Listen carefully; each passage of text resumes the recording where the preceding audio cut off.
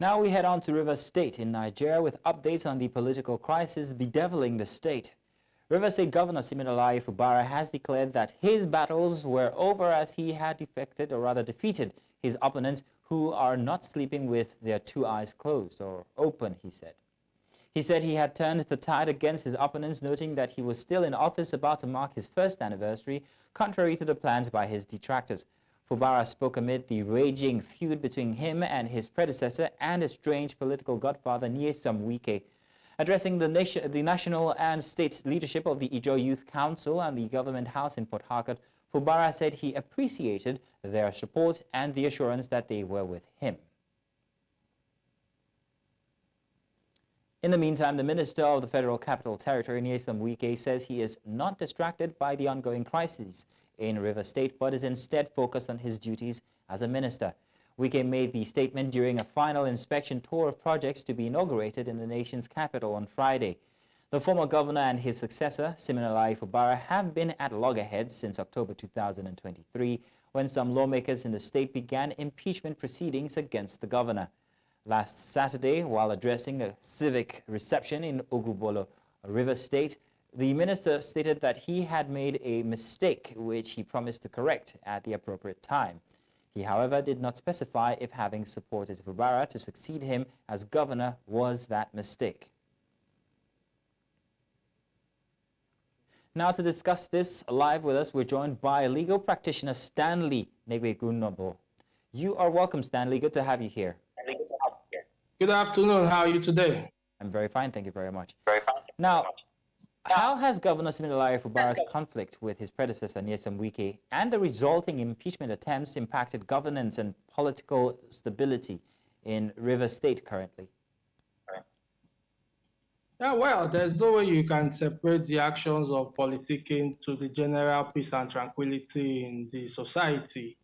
As it stands, that has actually practically grounded the affairs of governance in Rivers State to a halt, unfortunately so. Stanley, I'm hoping we still have you. Yes, I can hear you. I'm with you. Can you hear me? Yes, I can. Thank you very much. Yes. Now, so in what ways might the ongoing feud between both parties, Wike and Fubara, along with the defectors, the lawmakers, create constitutional crises in Rivers State, if we are not already seeing that? What are the implications here? Well, the law is clear, and I always tell people to separate politics from the law. On provisions of the Constitution in Section 109, subsection 1, and Section 109, subsection 2, the current state of affairs in Rivers right now has been interpreted by a court, by a decision that was given just on the 10th of May this month, and the court was clear.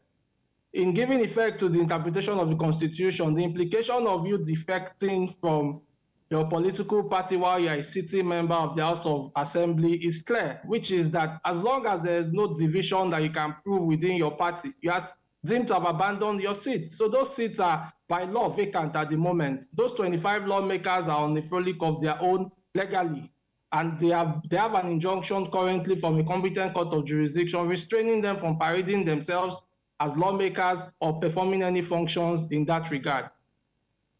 All right, so let's take a look at the legislative or executive functions of the state. And with everything that is going on, exactly how does that implicate these two different arms? Well, as the saying goes, when the two elephants fight, the grasses and trees suffer. However, that gap can be breached by some executive orders, but there are some very constitutional issues that must have a functional House of Assembly in place. While this crisis lingers, well, unfortunately, until and unless it is resolved, I believe that governance may be slowed down, if not completely truncated in Rivers. The Rivers people, unfortunately, will suffer for a problem I would say they didn't create in the first place.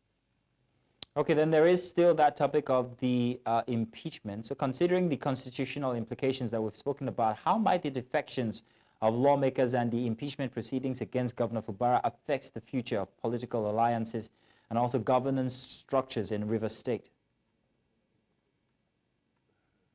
As it stands, the only lawmakers that are legally recognized, unless and until this current injunction by the court is vacated, are those 6 people who still seem to be with the governor. I don't see how successful that impeachment proceedings will go.